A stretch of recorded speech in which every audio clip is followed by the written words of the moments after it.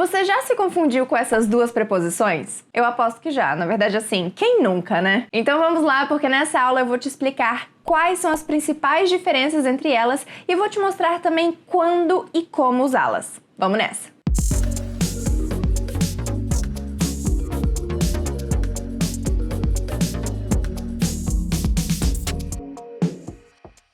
Fala galera, tudo bem? Sejam todos muito bem-vindos a mais uma aula aqui no canal. Se você acabou de chegar, muito prazer, o meu nome é Camille Vilela, eu sou professora de inglês e criadora do método Fluência 30×9. As preposições sempre acabam dando uma dorzinha de cabeça, mas eu vou te falar, hein? Não precisa ser assim. Por isso, aqui no canal eu já fiz uma aula sobre in, on, at, que essas três aqui é muito fácil da gente confundir, né? Assim como também to and for, ok? Então se você quiser conferir essas aulas, tá aqui no card e também na descrição dessa aula. E caso você confunda outras preposições, me deixa saber, comenta aqui embaixo, porque a sua dúvida pode virar aula aqui no canal. Então vamos lá, vamos falar primeiro sobre o for. For, F-O-R, for. E sim, caso você esteja se perguntando, for tem a mesma pronúncia que o número 4, for. Sim, eu sei, elas são escritas de formas diferentes, tem uma letra a mais no número 4, mas a pronúncia é a mesma. Então vamos lá. Um dos usos do for é para falar que você está fazendo algo no lugar de alguém, por alguém. Por exemplo, que nem quando alguém quebra o braço na sua escola e essa pessoa não consegue escrever, você vai lá e escreve para ela? Pois é, você está fazendo alguma coisa no lugar dessa pessoa. Por exemplo, I can write these notes for you. I can write these notes for you. Ou seja, eu posso escrever essas anotações, fazer essas anotações por você, no seu lugar. Or I can write his address for you. I can write his address for you. Então, eu posso escrever o endereço dele no seu lugar, né? Você tá ocupada? Tudo bem, eu escrevo no seu lugar. I can write his address for you. Agora, outro uso de for é para expressar duração. Tempo. Quanto tempo você leva para fazer uma coisa? Por exemplo, I studied for 6 hours in a row. I studied for 6 hours in a row. Então, ó, eu estudei por 6 horas seguidas. Olha que legal essa expressão. Anota aí. I studied for 6 hours in a row. Então, a gente sempre vai ter o for seguido de um número que vai expressar os dias, as horas, os minutos, os anos, o tempo que você quiser. They worked out for 2 hours this morning. They worked out for 2 hours this morning. Eles malharam, se exercitaram por 2 horas hoje de manhã. Essa manhã. They worked out for 2 hours this morning. Mesma coisa, for e depois o tempo. A duração da atividade. Esses dois exemplos foram no passado, mas na verdade você pode usar em qualquer outro tempo verbal. Por exemplo, você tem que assar esse bolo por meia hora. You have to bake this cake for 30 minutes. You have to bake this cake for 30 minutes. Essa é uma instrução normal, presente simples. You have to bake the cake for 30 minutes. Outro uso do for é para expressar um propósito, um objetivo. É como se você tivesse uma missão a cumprir. Pensa nisso. I usually wear some makeup for recordings. I usually wear some makeup for recordings. Então, eu geralmente uso maquiagem para gravações. Qual que é meu objetivo, a minha missão? As gravações, certo? I usually wear some makeup for recordings. I want to go to the bakery for some brunch. Are you with me? I want to go to the bakery for some brunch. Are you with me? Eu quero ir na padaria para fazer um brunch, para comer um brunch. Você tá comigo? Você vai comigo? I want to go to the bakery for some brunch. Are you with me? Então eu tenho esse objetivo, esse propósito de ir na padaria para ter o brunch. E caso você não saiba, brunch é uma refeição muito comum aqui nos Estados Unidos, que é o período entre o breakfast, que é o café da manhã, e o lunch, o almoço. É como se fosse, na verdade, um café da manhã mais reforçado, próximo do horário de almoço. Por isso que aqui eles têm 50 mil ovos, bacon, salsicha, tudo isso no brunch, que é uma refeição mais reforçada. Ou eu também posso usar o for para fazer referência a uma troca, a uma compra. Olha só! Tadá! I got this pair of pens for $15. Can you believe it? I got this pair of pens for $15. Can you believe it? Então, eu peguei esse par de calças, tá? Em inglês é assim, uma calça é um par, que são 2 pernas. Eu comprei essa calça por $15. Você acredita? I got this pair of pens for $15. Can you believe it? She bought that purse for $2,000. Oh my gosh. She got that purse for $2,000. Oh my gosh. Então, ela comprou aquela bolsa por $2.000. Oh, meu Deus. She got that purse for $2,000. Oh my gosh. Aí uma coisa, se você tem dúvida sobre a pronúncia e como usar e qual que é a diferença entre this, these, that and those, tem vídeo aqui no canal pra você.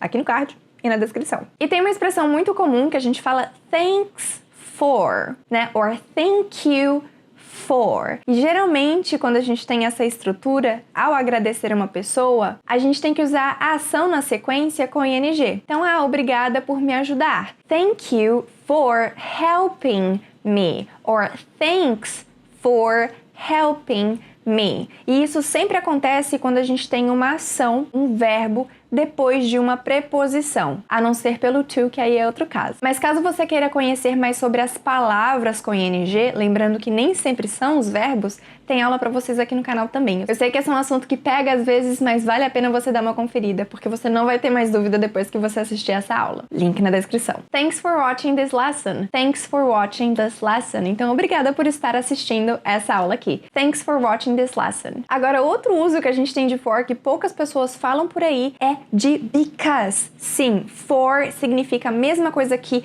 because em alguns contextos diferentes. E geralmente é usado em livros mais antigos e também em situações formais, então preste atenção. Fique atento. She was hired because she's capable of performing her role. She was hired for because she's capable of performing her role. Então ela foi contratada porque, pois, because ela é capaz de realizar o seu papel, certo? O papel dela. She was hired because she's capable of performing her role. Muitos usos diferentes de for, né? Por isso que pode confundir bastante mesmo. E vocês vão ver que o from é bem mais tranquilo. E dependendo da sua fé, muito provavelmente você já encontrou o for nesse sentido se você ler a Bíblia, né? É claro que também depende da versão que você tá lendo, mas essa é uma estrutura, né, usando o for como because muito frequente. Agora vamos mudar um pouquinho, vamos falar sobre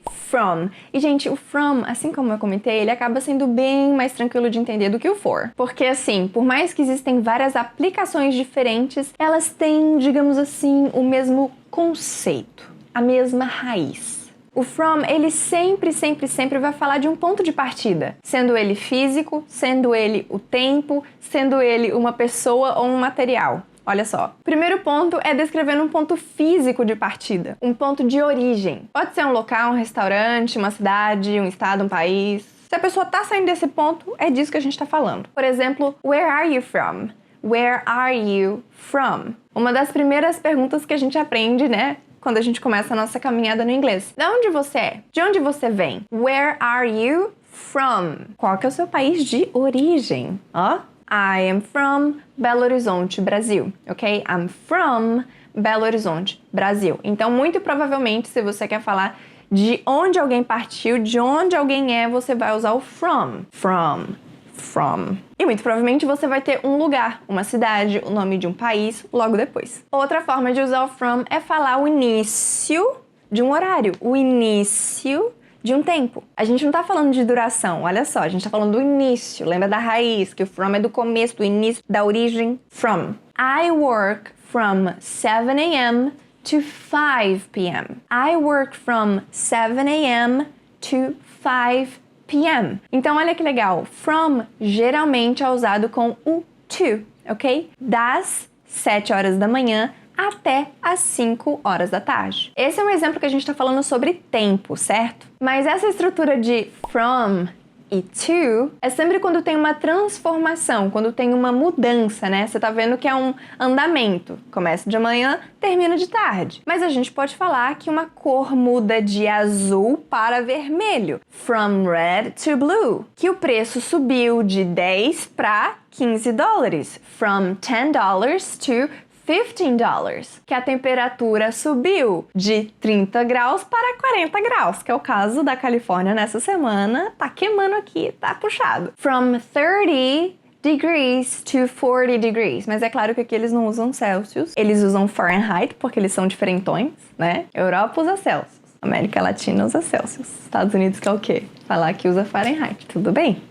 Tudo bem. Ou até mesmo um cenário de mudança. I moved from São Paulo to Los Angeles, né? Eu mudei de São Paulo para Los Angeles. Estão vendo que tem essa sensação de transformação e tudo mais? Eu tô falando dessa estrutura especificando aqui porque é bem importante, tá? E é muito usada, como vocês estão vendo, não só para tempo, mas muito comumente para tempo também. A gente também usa o from, assim como eu comentei antes, para falar de um remetente. Então, se eu for escrever para você, vai ser from me to you. Então, de onde que tá saindo? De mim. Aonde que vai chegar? Em você. Então a gente também usa isso, inclusive você encontra isso em várias tags, né, em vários stickers de Natal, enfim, de presente, sempre ali, from to. Então você já sabe que from é de onde sai e to aonde chega. Inclusive esse é um uso de to também, que você vai aprender naquele vídeo que você já clicou e já deixou salvo aí na próxima aula para você assistir. De to e for, eu explico esse uso de to, que sempre é de movimento, de direcionamento, saindo de um lugar e indo para o outro. To. Por exemplo, I go to school. Eu vou para a escola. Mas vai lá assistir a outra aula que tem muito mais exemplo e muito mais explicação para você. Por exemplo, I got a call from my teacher. I got a call from my teacher. Eu recebi uma ligação da minha professora ou do meu professor. De onde que tá vendo quem tá ligando? Ele ou ela, né? I got a call from my teacher. Or you got an email from your boss. You got an email from your boss. Você recebeu um e-mail do seu chefe. Quem que mandou o e-mail? From your boss. De onde que saiu? From your boss. Onde que chegou? You got the email, right? E outra forma de usar o from é para descrever a matéria. The resource, que é o recurso, a base. Por exemplo, plastic is made from oil. Plastic is made from oil, né? Então, o plástico é feito de petróleo, aqui nesse caso, né? Plastic is made from oil. These sweaters are made from cotton. These sweaters are made from cotton. Então, esses sweaters são feitos de algodão. Aqui você pode falar cotton, com esse double T mudo, né? A gente não fala cotton. Ou você pode falar cotton, ok? No problem. Inclusive, tem uma marca muito famosa e muito boa chamada Cotton. Eles fazem roupa só de algodão, tipo 100% algodão.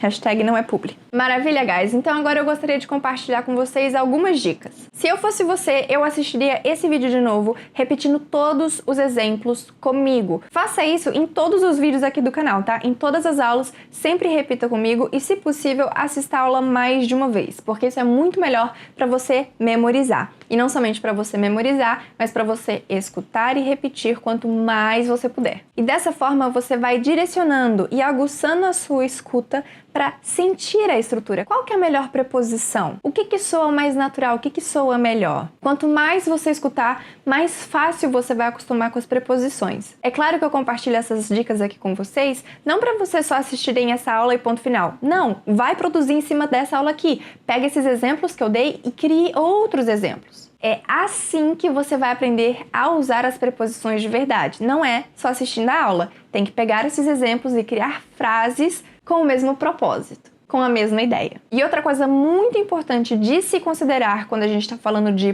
preposições é falar a frase em voz alta usando as preposições. Então, eu tô com dúvida se é for ou from. Fala a mesma frase, só que substituindo a preposição para ver o que soa mais natural para você e o que soa melhor. Mas é claro que esse é só o primeiro passo. Aí você vai pro segundo passo, que é conferir e pesquisar. Porque por mais que você tenha quase 100% de certeza, é importantíssimo confirmar a sua resposta. Porque aí você vai construindo segurança no seu próprio conhecimento. Você para de ficar duvidando de você mesmo. E isso, inclusive, faz com que a sua comunicação fique bem mais fluida, bem mais leve e bem mais natural. Agora, a chave de ouro para você sair desse vídeo aqui com a plena certeza e sabendo exatamente o que é for, o que é from, quando você vai usar um e quando você vai usar o outro. Sim, o for, ele pode ser traduzido como para e ele também pode ser traduzido como por, assim como eu mostrei para você em vários dos exemplos. E ele acaba tendo muitas aplicações diferentes. Então, por isso, é muito normal a gente acabar confundindo com o to, já que to também pode significar para, e assim como é comum a gente confundir com o from. E eu acredito que a maioria de nós acaba confundindo for e from principalmente por conta da questão escrita das duas palavras, né? Então, assim, você começa a aprender inglês, vê o for aqui, o from ali, e parece que é a mesma coisa, mas elas são bem diferentes. Só que assim, o que você sempre pode pensar? Sempre pense que o from sempre vai ser o lugar de início, a origem, o começo de alguma coisa, tá bom? Então sempre vai, tipo, na raiz. O from é a raiz. E o for, ele vai ter algumas aplicações diferentes. Então a gente falou sobre essa questão de troca, né, de dinheiro, de comprar alguma coisa. A gente falou que o for, ele pode estar relacionado com a duração de alguma atividade, né, relacionado com o tempo, não o começo do tempo, a duração. O for pode substituir o because, assim como o for mostra que você realiza uma ação no lugar de alguém ou faz alguma coisa para alguém. Combinado? E aí, o que você aprendeu de novo nessa aula? Se inscreva aqui no canal, deixe o seu joinha, também ative o sino de notificações porque a gente está postando 2 vídeos por semana e eu tenho certeza que você não quer ficar por fora dessa. E se você aprendeu pelo menos uma coisa nova com essa aula, compartilhe com mais 2 pessoas pelo menos, principalmente pessoas que estejam estudando inglês, pessoas que queiram alcançar a fluência no inglês. Porque dessa forma você ajuda os seus colegas e também ajuda esse canal a crescer. E eu conto com você, ok? Deixe o seu comentário também com a sua dúvida, com a sua sugestão, porque o seu comentário vira aula aqui nesse canal. Thank you so much for being here with me today and I see you on the next one. Bye! Eu fiquei muito robótica nesse final. Que o prazo. Eu ia falar preço.